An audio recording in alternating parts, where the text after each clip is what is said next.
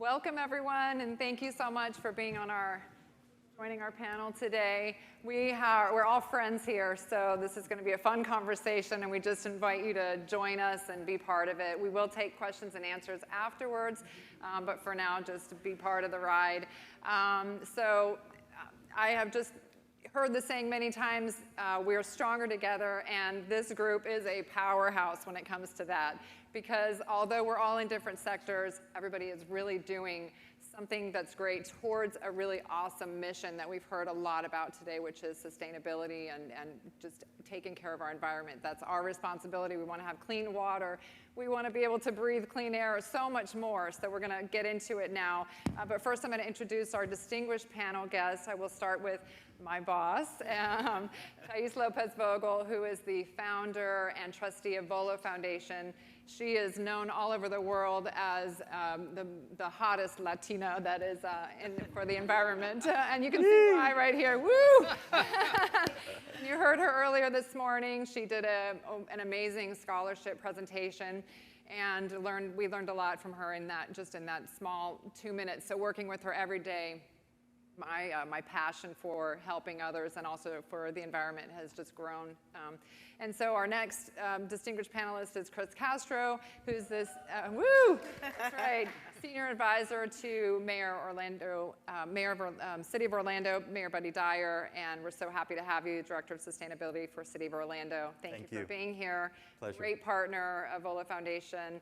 And also then we bring it to an educator. Educators are changing the world. So we have the CEO of Green Actioneers, Dave Finnigan. All right, Dave. So today we're going to go ahead and kick it off with Thais. And I'm going to ask, well, first I'm going to just say, you and your husband, David S. Vogel, who's also known globally, data science, the expert around the world. Mm-hmm. And it's an honor to sit at your feet and work for you every day in the work that you do through your philanthropic work through VoLo Foundation. And so I want to ask you, one of the areas that, VoLo works on education, health, humanitarian, but a big focus and one that VoLo is very known for is their work with raising awareness for environment and supporting causes that do the same. So I want to ask you, what happens when the atmosphere changes too fast for humans to keep up, and why the heck do you care so much? Well, hi, Wendy, and thank you for starting with me so I can completely scare the audience about talking about climate change, but in the climate crisis. But I can also tell you that being in sustainability, Synapse Orlando, and so innovative and technical, we have the technology to combat climate change. We just have to have the political will to deploy it, and we as citizens are the ones that have to ask for that.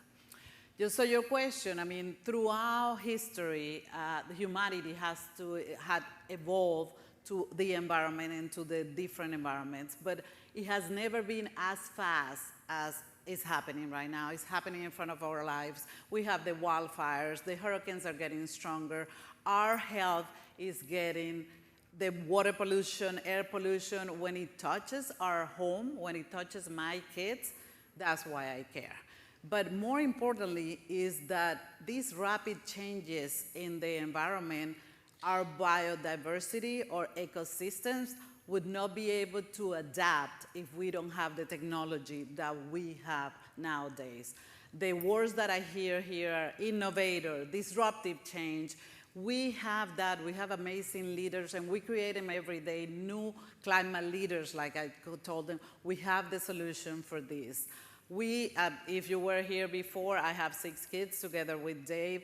They are my motive. They are my motto. And I want to see my children, his children's, and the children's of all of you to enjoy and have the amazing wonders of this planet, for them to enjoy them. It's the quality of life for future generations what we're trying to preserve here. I always say, it doesn't matter if the planet hits 2-3 degrees more, the planet will survive. It's resilient. Yep. It's the quality of life for future generations that's going to change. So we have to raise our voices. We at VoLo Foundation try to create awareness. The more you talk about climate change like an everyday thing because it's real, it's happening, and the more you normalize it, the more you're gonna realize that we have all the tools to combat what's going on right now. Yeah, that's a good point. I mean, the planet will just kick us right off. It's really if we do something to make it so that we can still live here. And that's a great point to bring us to talking to you, Chris. But first, I really want to ask you, Thais, are you confident that there's a solution? I am positive, and we know what we need to do. The earth is resilient. We have to reduce the emission and ask our politicians to deploy the technology that we have. So it's easy, but we all have to participate. We're all in this together. I always say it's not green, it's not red, it's not blue, it's a green issue, and we all have to participate in it. It's gonna affect us all. I love that. Yeah, I do too. And thank you to you and your husband for all that you do. The investment in VoLo yeah. is invaluable. Yeah, they really are. So with that, you've built so many great partnerships, including with Chris and Dave and the work that we all do here. I hear that you two were attending New York City Climate Week together and had an idea. I don't know. Why don't you tell me about that? What happened there? We The had magic fun, of but it. we learned a lot. We did. We learned a lot. And the whole point was New York has been doing a great job at raising the profile on the climate crisis for some time. But when we got our heads together, we realized there isn't the same type of awareness happening in the state of Florida.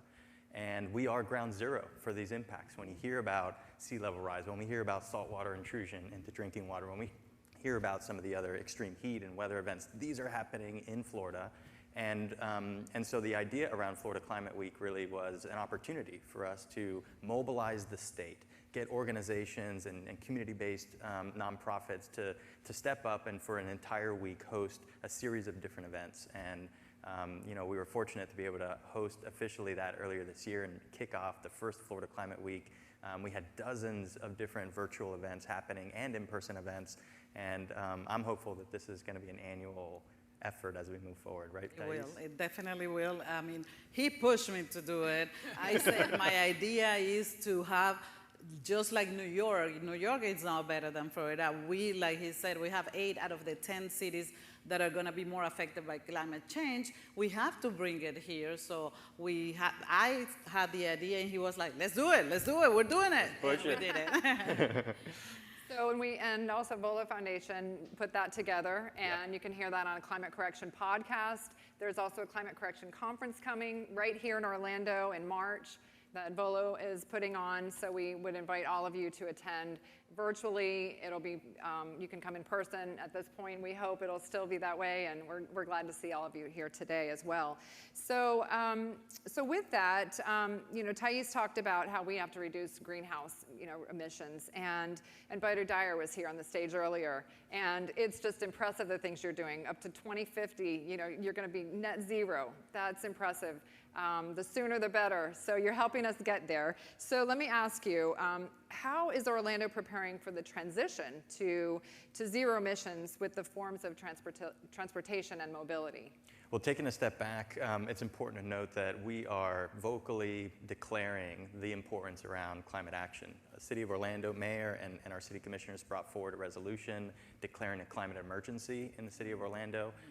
We have also joined what's called the Race to Zero campaign, which is now mobilizing businesses, academia, and governments to agree to the zero carbon economy by 2050 or sooner. And to have a city and now also our utility, OUC, that's committed to net zero carbon by 2050 is incredible. It's showing that we're seeing the momentum behind us.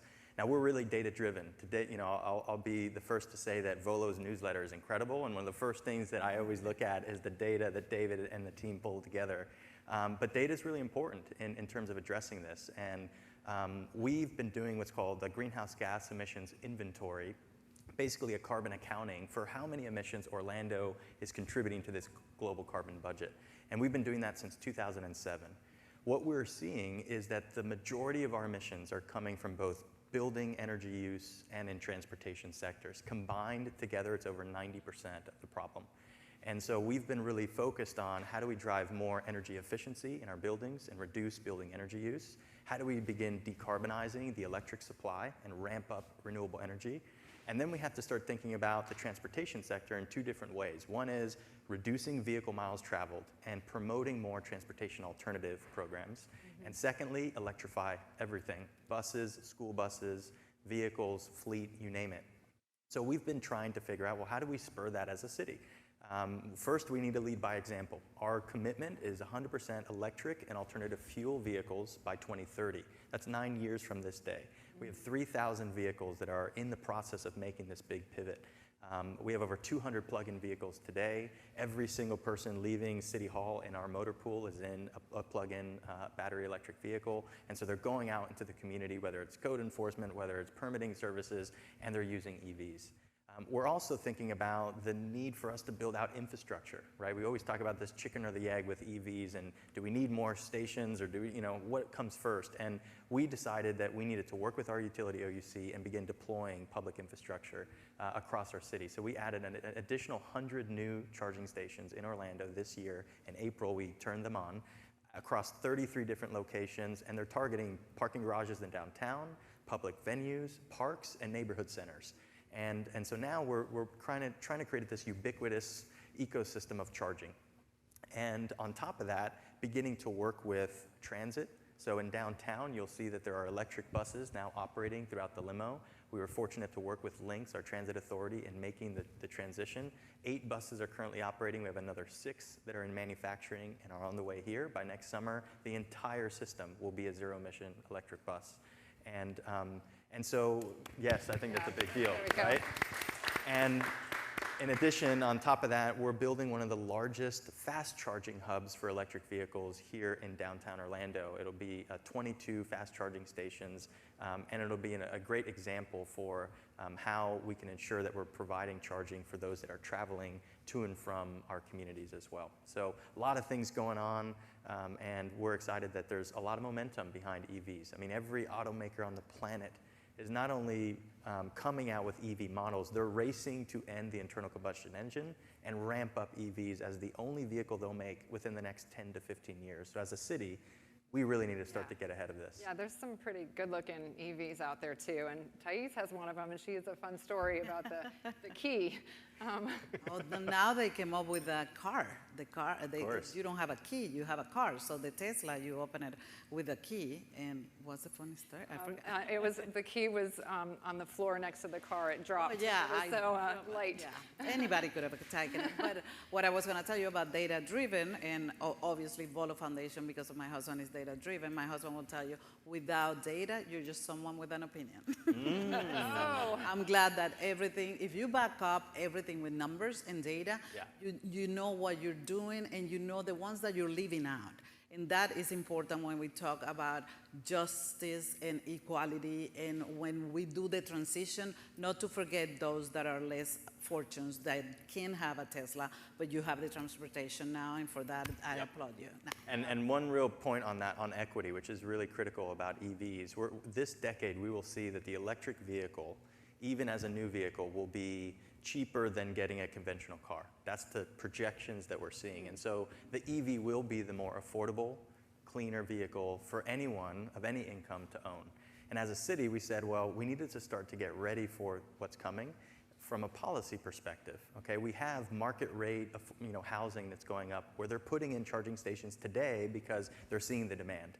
And then we have the Florida Building Code that requires every single family home to have a plug in the garage for every car. So now you have single-family homes and those that can afford that having infrastructure. You have those in market rate but the missing middle is the big issue.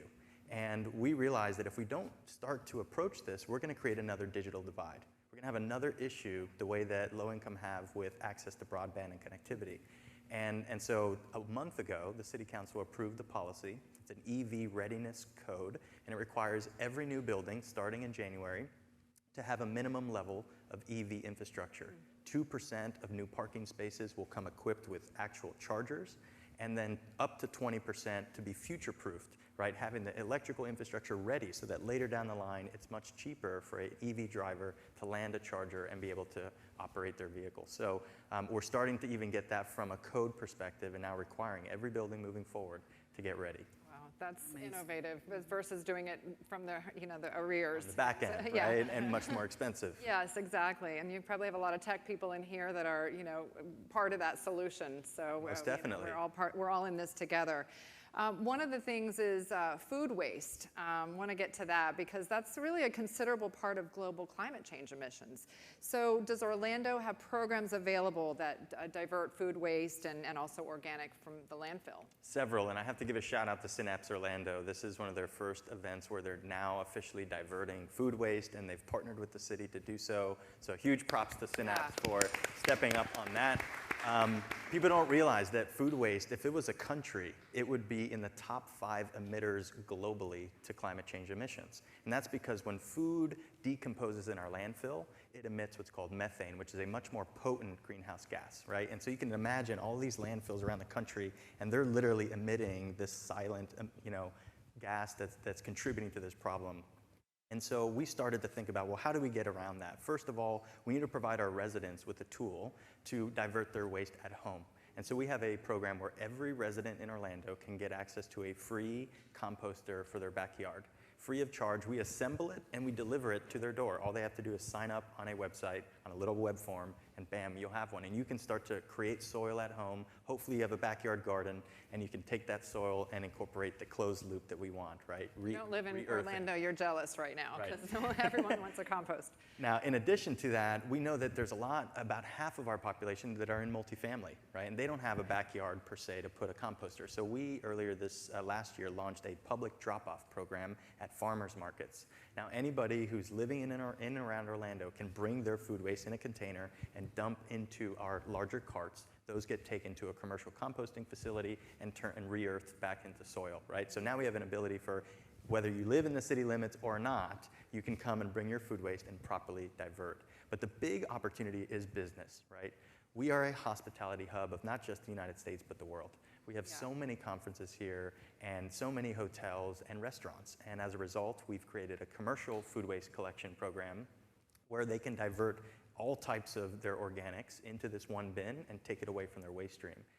So we're really trying to build out new and creative programs. The last one I'll say is around food rescue. There's a lot of food that is still edible at these events that can go to feed people at the end of the day, right? And so we just created a pilot to begin collecting food from our venues and our neighborhood centers that are not eaten after school and be able to take those to homeless shelters, food pantries, and other soup kitchens here and actually get it to people who need it before it goes to be re-earthed into soil, right? It's just another way that it's the power of partnership and being stronger and bringing great ideas together. So thank you for that. I do have another question. We're at this tech conference, and so what emerging clean technologies do you feel could be a game changer in our ability to achieve a zero carbon future? 2 things that come to mind that I think could be big game changers for us. To transition away from fossil fuels that power our world today, we need to unlock energy storage technologies. We hear a lot about lithium-ion batteries potentially being in homes and the like. But one energy storage technology that we're piloting here with OUC is called green hydrogen. It's the ability of taking renewable energy, taking water, splitting water into hydrogen and oxygen gas, holding that hydrogen gas, storing it, and then being able to use that as energy supply to mitigate the intermittency of solar, right? Solar and renewables are intermittent, and we need to realize that. But they can be coupled with the technology to allow for long scale duration so that in long cloud cover days or long outages for whatever reason, you have this storage. So we're excited about this pilot that OUC is leading because I do think it's the holy grail for unlocking renewables at scale. And then the second really interesting one is how do we better control and leverage the connected devices that we have throughout our home. And there's this concept called the virtual power plant, where utilities are moving is looking at these connected devices like heat pump water heaters, like your programmable and smart thermostats, like your solar inverters that are smart now, your EV chargers at home, your appliances even that are connected. Yeah. And you can actually control tens of thousands of those units while we're at work. We don't need to be making hot water at home, right? We can turn those hot water heaters off and shave tens of megawatts off the grid. And instead of using, again, fossil fuels to produce that, you're actually leveraging the energy efficiency technologies throughout the community. So that's a job creator, but it's a sustainable way for us to begin to leverage these connected devices. And so keep a lookout. Virtual power plants are becoming a real conversation in the utility industry, and we see it as a big solution for Orlando. Yeah, it really feels like it's cutting edge technology, and you know, that gives me into future generations. You know, pretty soon that's going to be commonplace for them. They're going to walk into a room and the light's going to pop on. They're going to walk out and the light will turn off by itself. We won't even, you know, have the flip switches anymore. And speaking of future generations, we're down to just a few minutes. I'm going to transition over to you, Dave, to answer a few questions for us. You know, Thais has a saying, if you don't mind saying it for your, what you grew up in your school. It was art, but you changed it to... No, there is no future without environmental education. Yes. Can you say that one more time? I think it's so good. There is no future without environmental education. Yeah, and so with that in mind, you know, VoLo Foundation supports different programs and different things that do put climate change and environment into the curriculum, and we're really proud that we do that. One of the programs that we support is Dave's program, Green Actioneers, who's been in schools, who's been at the Orlando Science Center, South Florida Science Center, done just wonderful shows, if you want, and educational programs, and we're so honored to support you in that effort. But I'm curious to know, what are you doing that's different than the other educators and curriculum? Yeah, well, I think that when you think about schools and kids learning about going green, there's two ways to approach it. And one is, here's how bad it's going to be when we do everything wrong. And that, unfortunately, is what many people have been doing for decades. But the other approach is, here's how great it's going to be if we do everything right. And so we've created, with the help of over 70 interns from University of Central Florida, thanks to this gentleman over here, Dr. Plant, we've created the Green Actioneers Family Action Guide. And the guide takes kids and parents green. You might think of it as a drawdown for families. So it's everything you need to know in order to be a good green citizen. And the good thing about it is that it's for every member of the family. It's got drawings for the kids to color. It's got word games. It's in English. It's in Spanish.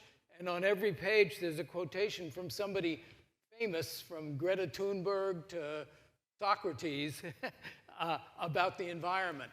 So that book is going to get out of Orlando and go worldwide. I've got interest now from a number of countries. People want this book. How do we get our kids and parents to work together on this? This is not a children's book. It's a family book. Think about it like Tupperware, or like Scholastic books. You don't buy Scholastic books online or in a bookstore. You buy them at school. Well, that's the same thing with the Green Actioneers Family Action Guide. What we're going to do is take it to family nights at schools, and then when the families come in, they get the book, they sit down with the book, they go through it together, and they vote for the things that they want to do. And at the end of the evening, they take it home. So thank you. Yeah, you've done a great job with that. When we did to Thais' kids, after they were, balled up as pupa, the butterfly, and they're learning about why you don't spray, your yard, and how to keep the chemicals safe for the environment. So we could go on all day, and thank you for being part of our discussion. I don't know if we have time for Q&A, but we've kind of gone a little over our time, but I think we've got to wrap it up here. But thank you for joining us, and a big round of applause to our distinguished guests here. Thank you. We do have a table. We have a table down one level, so please come to our table and talk to us. We'll be there.